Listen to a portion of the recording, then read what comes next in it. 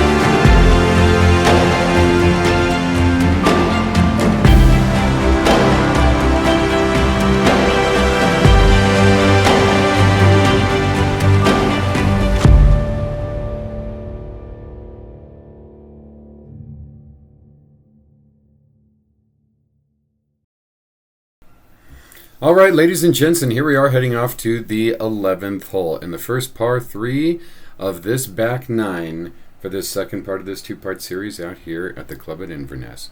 So, playing at just 175 yards from me, playing one up from the tips there and tipping out at 211 yards. Quite a healthy par 3 indeed. So, and at that, I mean, it's force carry pretty much the entire way there with a nice giant lake there right in front of you. And a sizable green to strike, but very well guarded by bunkers on all sides. So you've got a very sizable bunker there off to the short left with a fairly high lip there, kind of a small pot bunker off to the short right, 2 more small bunkers off to the back right, and 1 more large bunker off to the back left. So, yeah, really try to stick this one, that's what I'd say, and make the yardage. I mean, obviously, right, because you have to clear the water. So far as left or right miss, I'd probably say left is the better side miss, just because those bunkers off to the right are kind of awkward. And you'll probably have a better angle to pop one up on the screen if you end up on the bunkers, or in the bunkers on the left. Yeah, that said, if you do go too far right there, of course you've got the cart path to deal with, and that can cause all kinds of mayhem, as we all very well know. And yeah, but aside from that, you also might have some tree trouble to deal with as well. I mean, if you really hook one hard and hit it kind of short, then that is the direction that the water goes. So although it's kind of a triangle shape and it becomes easier to clear the further left that you go, yeah, if you screw one up real bad in that direction, then you might still be drinking. So anyway, pick your poison, but if I was you, I would, and you're kind of in between numbers, then I would definitely choose the longer club just to make sure that you're going to get over that wet stuff and, well, make sure that you at least have a chip back onto the screen. So, I have the 8-iron in hand, so let's give it a rip and see what we can do.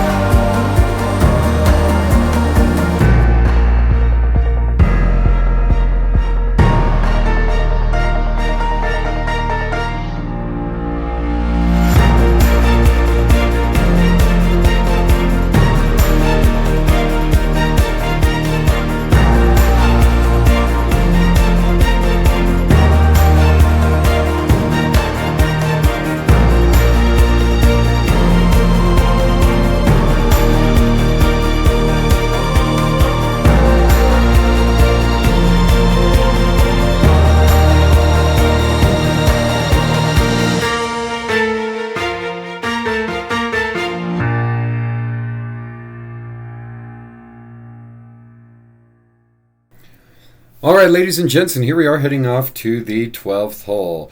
A nice and healthy par 4 for us here, playing for me at 402 yards and tipping out at 422. So, yeah, but that said, pretty straight up the pipe hole here. What you see is what you get. However, the further you get down there, the slimmer the fairway gets, and the fairway itself certainly does not stay straight. So, yeah, once you get down there, I mean, from my tee boxes, probably around 275, 280 or so, you're going to end up finding yourself, kind of squiggling to the left, and then it'll straighten back out and kind of gently curve back off to the right as you find your way going back up to the green. So, so far as trouble is concerned here, you've got trees on both sides, of course, but the trees are definitely more sparse off to the right. So if you're looking to choose a miss where you can have the best chance to avoid heavy tree trouble and be in complete jail, then I would say the right is the good side miss. The only bunker on the fairway is off to the left side of the fairway, just as that squiggle that I talked about earlier in the fairway starts to occur. So about, 270, 280, somewhere in that yardage. Let's see here. Once you make your way up to the green, you've got a bunker short left, short right, and then one back left, and that's all you got to deal with. So kind of a triad of bunkers guarding all sides of it.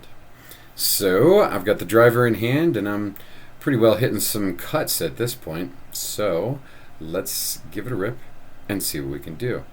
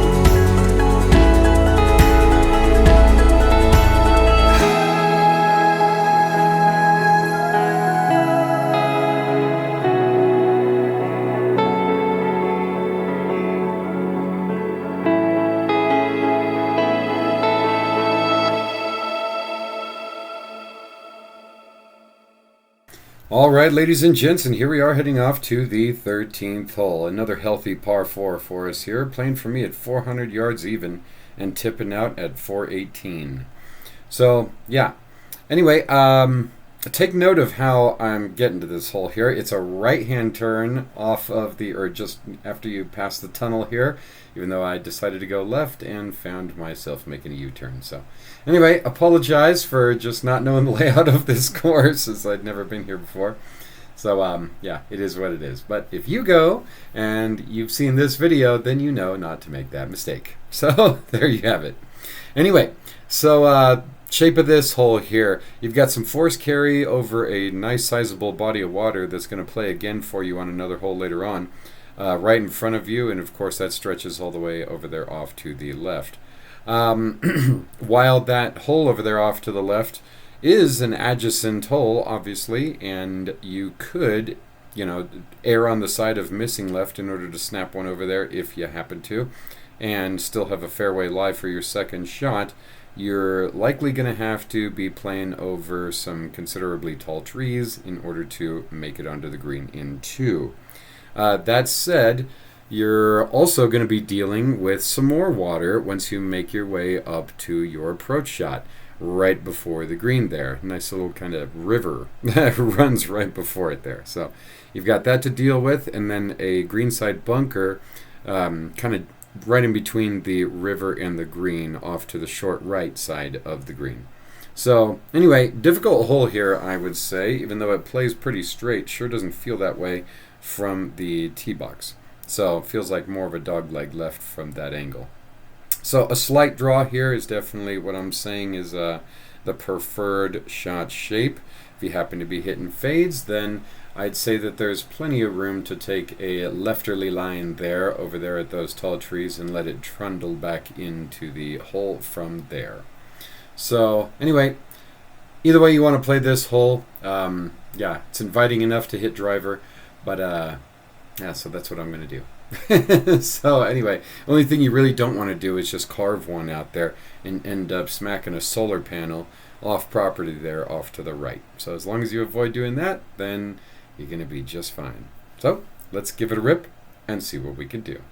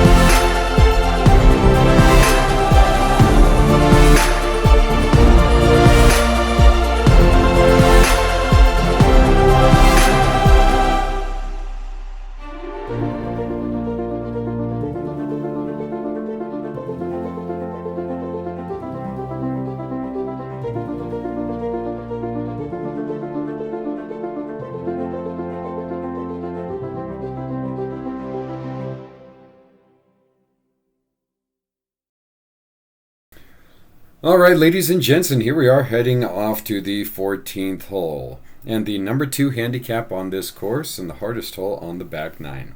And you know what? I'm probably going to have to agree with this one. So, yeah. I mean, it's a pretty straightforward hole as the crow flies.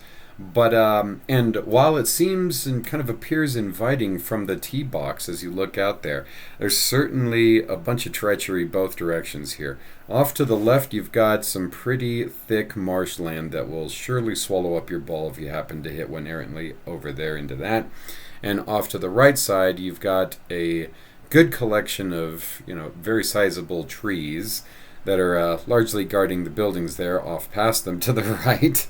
And if you happen to get tangled up in those, then oh boy, that's going to be quite the rescue shot out from those. So definitely demands a fairway strike here. But if you can really pound one down there and miss a little bit to the left, then that's the direction that I would say would be preferred.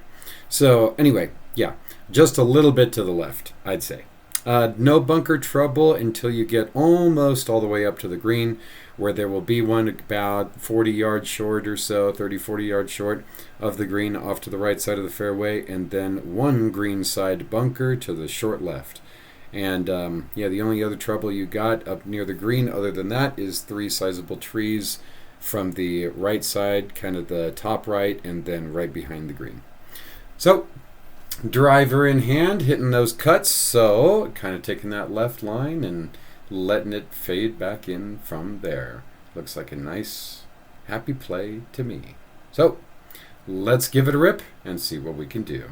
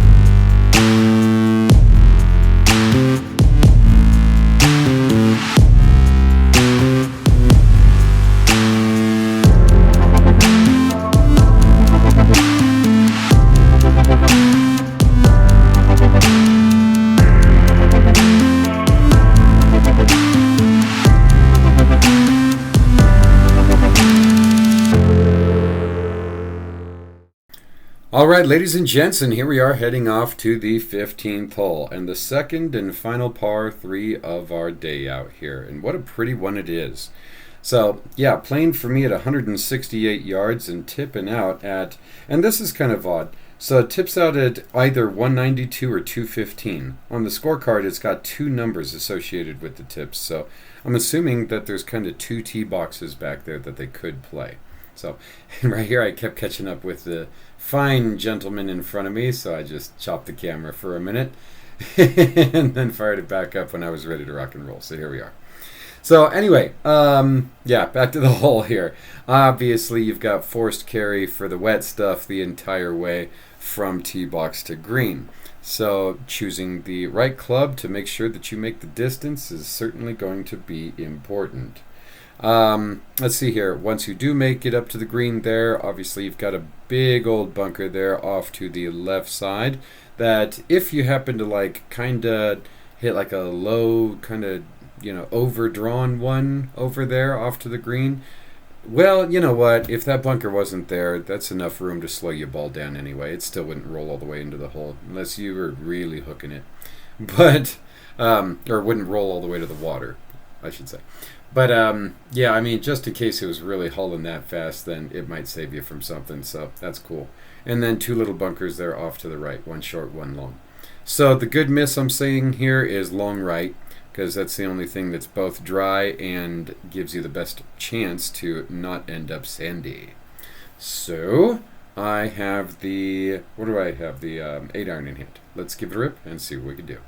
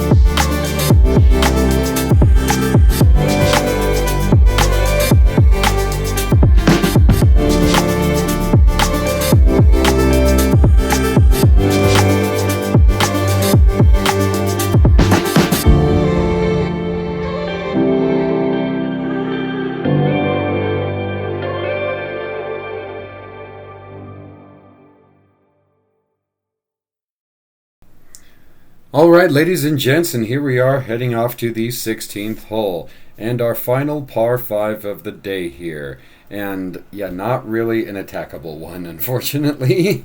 So 575 yards for me and 625 yards from the tips. So quite healthy in terms of length. And it also demands a pretty accurate shot off the tee here, I would say. Not an overly wide fairway. Wide enough to hit driver, but you're gonna have to do so cautiously. So, so far as the shape here of the hole goes, certainly a ton more trees off to the right than there are the left. Although it's going to seem from the tee box that it's kind of the opposite. So, but yeah, once you get past the trees that you can see there on the left, then it actually opens up a little bit for you.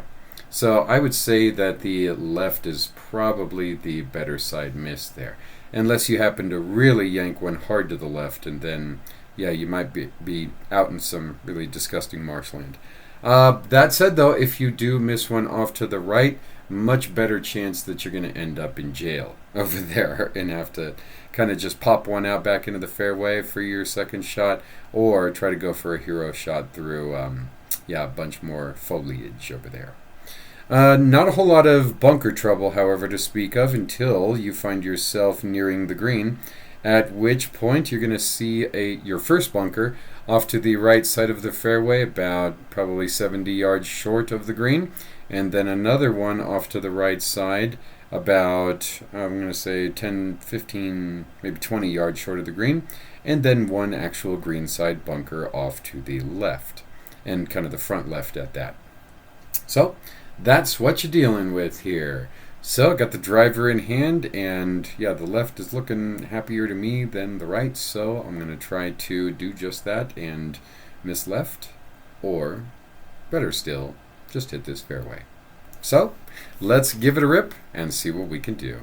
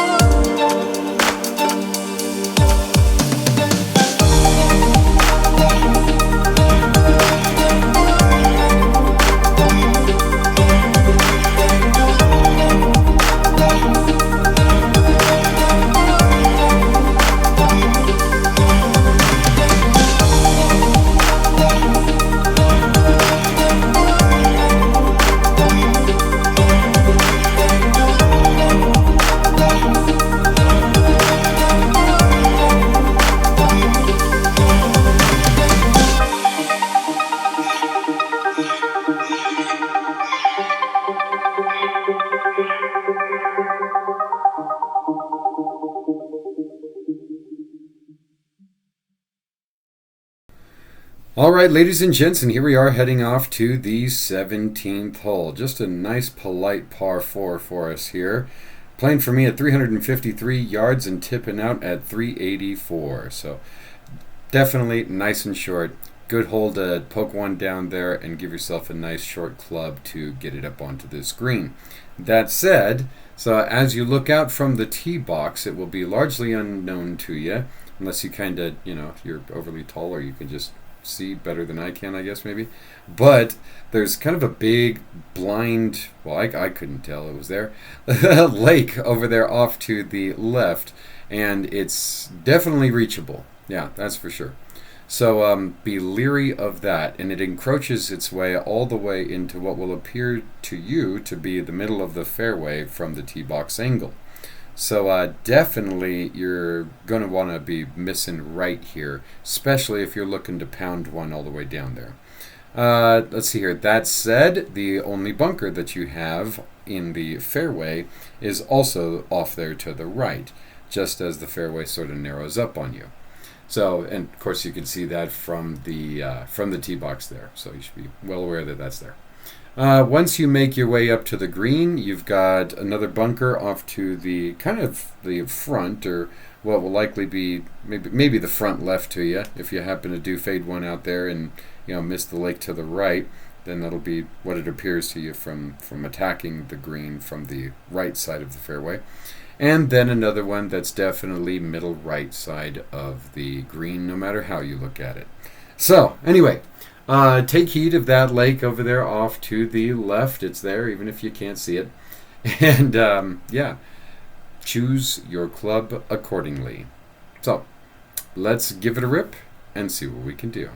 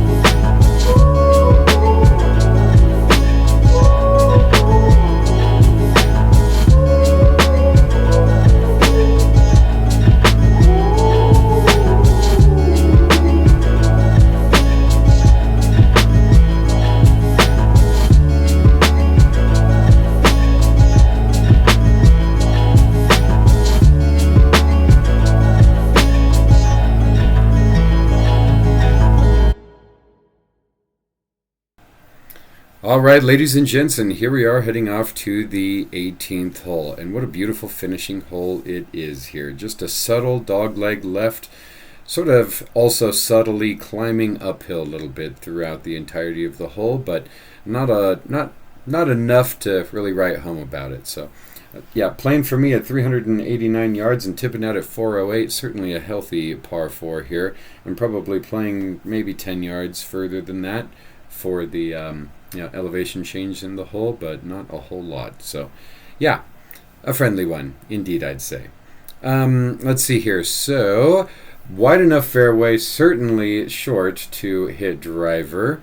Off to the left, you've got 3 bunkers there that are kind of scattered through the rough that you can clearly see from the tee box anyway, that are just sitting there waiting to catch a ball if you happen to land in that area. And for most hitters out there, I would say that will likely be right around where you're going to land. If you're a nice big hitter, then the fairway does open up quite a bit more after those bunkers, so you can certainly go for the left side miss and give yourself what I'm going to say is the preferred angle up onto this green. However, if you do happen to miss to the right, there's a lot less tree trouble to the right than there is to the left, so you've got that working out for you, and no bunkers to deal with whatsoever. That said, the lie over there off to the right is likely going to be a ball above your feet lie if you're a right-handed player. If you're a left-handed player, then ball below your feet, pretty drastically so, into some thick rough. So there's that to consider as well. Once you make your way up to the green, you've got two bunkers guarding it, one to the front left and one to the front right, and that's about it.